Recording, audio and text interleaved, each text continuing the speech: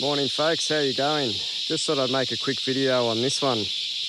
This is an incredibly challenging threatened flora survey.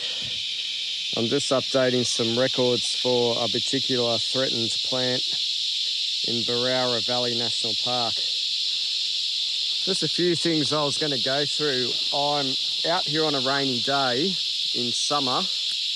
It's January 2025. Now, that sounds a bit silly coming out on a rainy day, but it's sometimes better than coming out in 35 degree heat or 30 degree heat where you might go through 5 litres of water or so. And this is very strenuous bushwalking. And you can sometimes be cramping up by the end of the day, even after 6 or 7 hours.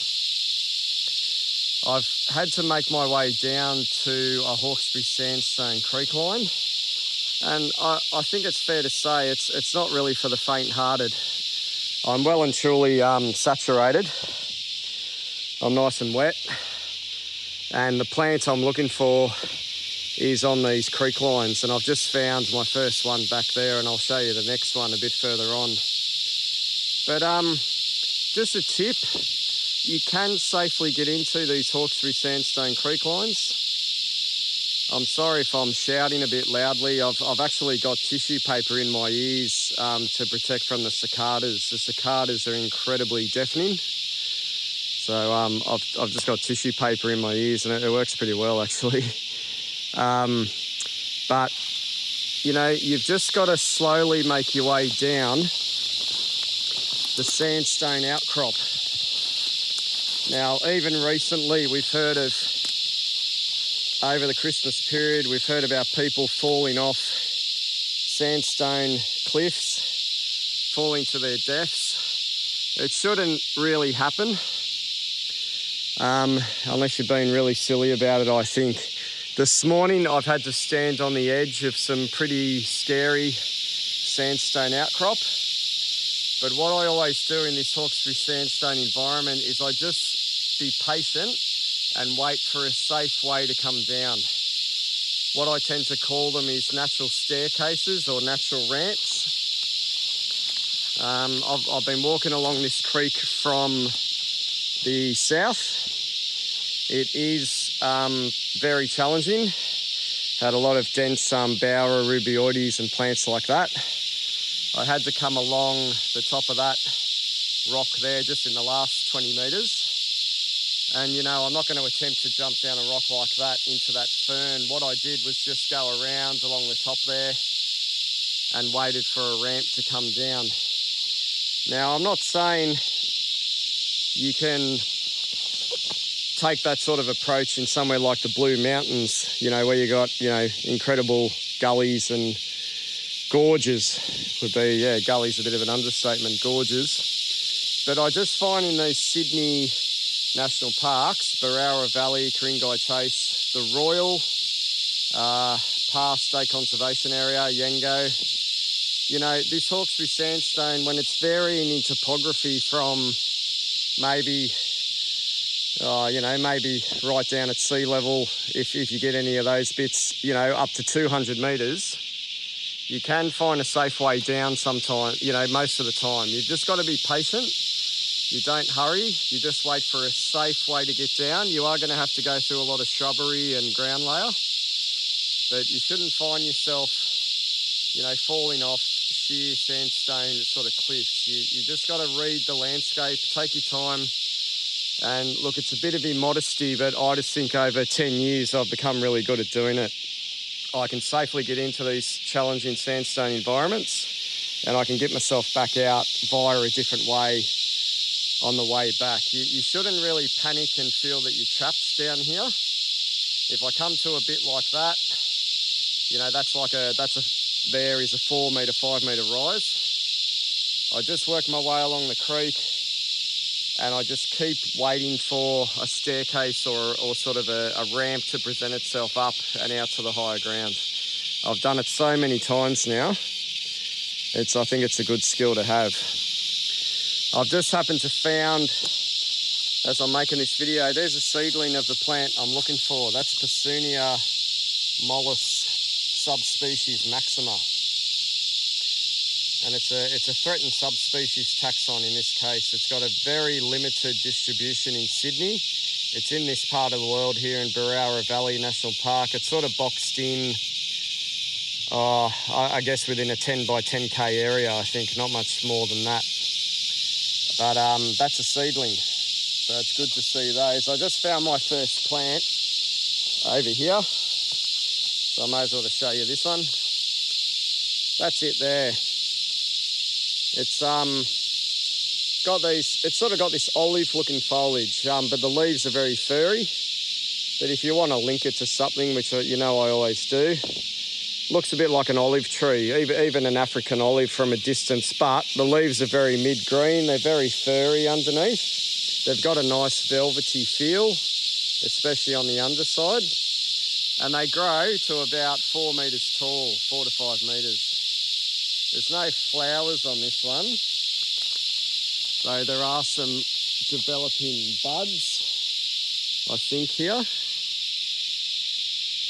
They might be new shoot. Oh, yeah, they look like they might be spent flowers, actually, but I do see the odd one in flower.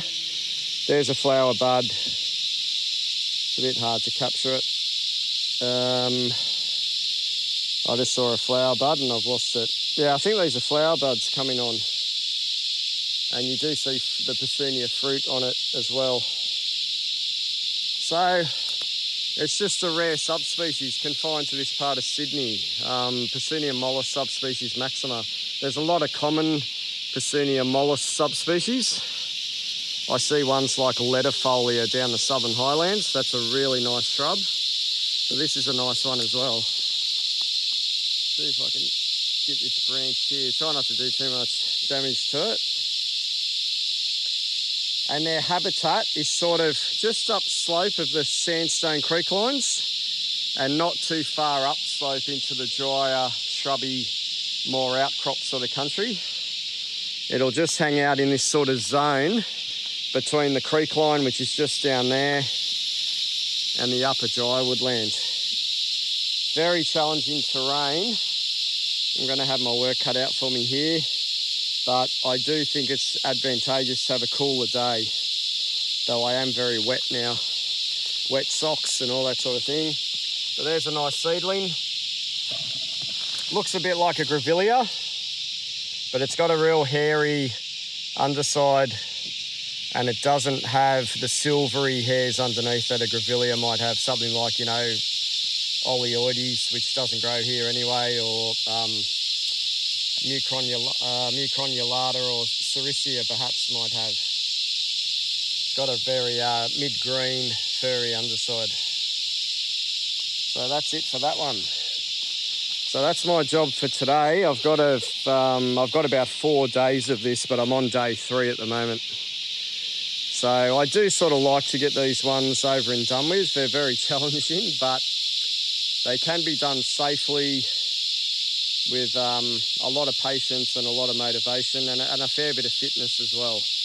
You can come down into these beautiful sandstone gullies, but just make sure you're sensible about it and you take your time to read the landscape. Alrighty. I came back up from the creek. I think I've got a bit more of a friendly descent there into the creek perhaps. I'm not seeing any more plants at the moment. You might be asking about data recording and things like that. It's all getting put on my phone. This is all getting recorded on an app, handy GPS, tracks and recorded plants. Look, I've got to try and keep the phone dry. I've got a Ziploc bag with a bit of tissue in it. Look, what I'm spending a lot of time doing is putting my phone back in my bag. I'm just putting it back in my backpack inside this bag. It's not raining at the moment, which is good. When it's raining, that makes it very difficult, but it's not raining. It hasn't rained since I've been here. I just keep putting the phone back in my bag, in my backpack, and you just got to put it in, get it out, put it in, get it out. But that's part of the sort of job because you don't want to wreck your phone. You don't want to destroy your phone down here. But it's all getting recorded there. You could be using a pencil and waterproof paper, but that would involve a clipboard and you'd have to get that in and out. So I think I'm going to try and bash through this bit here. I can see the creek we're about to join just through there. You can see that hill is sort of changing direction, and I'm about to join another creek. For some reason, I'm hoping the going gets a bit easier, but we'll see what happens. No Persoonia here at the moment. Just having a good look around. The only lookalike that you got to keep checking is the Hakea. I think there's both Hakea salicifolia and dactyloides over here. You got to keep they're the only things that look like it really, but they've got different coloured foliage. Just got to keep watching for that. Alrighty, well, I'll keep moving along. Okay, if you persevere, you will come to some real nice, more open areas, and that's where it's worth persevering. You know, I've had a real struggle through there, but that's all part of the adventure. And you can get your eye in for the Persoonia. I'm just trying to demonstrate this. Probably won't be able to do it, but that's a plant right there, and it's got these new light green whorls of new growth on it. So I just note the National Park staff that were monitoring them here before me. They were commenting on and counting these new whorls on the sort of new points of growth, or the whorls that were comprising the new growth. And when you see the Persoonia, you just see these light, that's as far as I can go, but you just see these light green new shoots, and that's what I'm sort of relying on to pick it up. I'll go down. Again, just take your time. Oh, jumping down. Yeah, the creek line would still be 5 metres below, but the plants aren't right in the creek line. They're just above it and out of it. So I don't really want to be in the creek, which is getting really sort of rainforesty now. But yeah, you just get these lighter green shoots. So that's how I'm picking the Persoonia, and sometimes I can see it from, 30, 40, maybe 50 metres away sometimes. Not always easy to get to, but just these lighter green new bits up the top there. So that's a good tip for it, to distinguish it from the next door Hakea there, which I keep sort of checking out every now and then. The Hakea is everywhere, dactyloides, and sometimes it's salicifolia. That's salicifolia there, I think. And dactyloides is back up slope. So we've got both of those Hakeas here, which sort of have, I wouldn't say really similar foliage, but similar enough that you keep getting sort of chicked up by it. So yeah, good tip for the Persoonia. So yeah, I might just head along this edge here and then see if I can get down into the main creek. But this is getting quite pleasant now. It's getting quite open and sheltered, and some really beautiful rainforest creek line. Much better than the upstream dense Berowra rubioides stuff. Oh, there's a fruit. There's a fruit there of the Persoonia, typical droop that they get. So sometimes I just make a comment. They don't seem to put on a lot of fruit, but I might be here at the wrong time of year. There's a nice one there. So if you did think you might have had a grevillea or something, well, that would lead you away from that with that sort of fleshy, drupaceous fruit. And there's those sort of lighter green tips I'm talking about, which is a good ID feature when you're got to try and see them from miles off. Alrighty, that's probably enough for it. Hopefully I get out of here safely and a little bit drier this afternoon. Alrighty. It's on the outside world. I try and forget about that as well. And It's not very obvious on these videos, but I try and go silent mode. I just try and go into silent mode, concentrate on what I'm doing, look at where I'm going, try not to think about anything going on back at home or on the outside, or what I've got to do tomorrow, or the emails that might be there when I get back to the car. If I lose reception, I sometimes appreciate it. I think, well, good, I don't have to check my emails or anything. Just try and be in the moment. Just try and enjoy the journey. And you'll feel really good when you get home tonight and have a shower and, you know, have a hot chocolate on the couch or a cup of tea or whatever. You know, it'll be well worth it. So just try and absorb all those tips. I have been out here with people who they get a bit irritated and frustrated, and they sort of get a bit overwhelmed by the terrain and the vegetation. But try not to do that.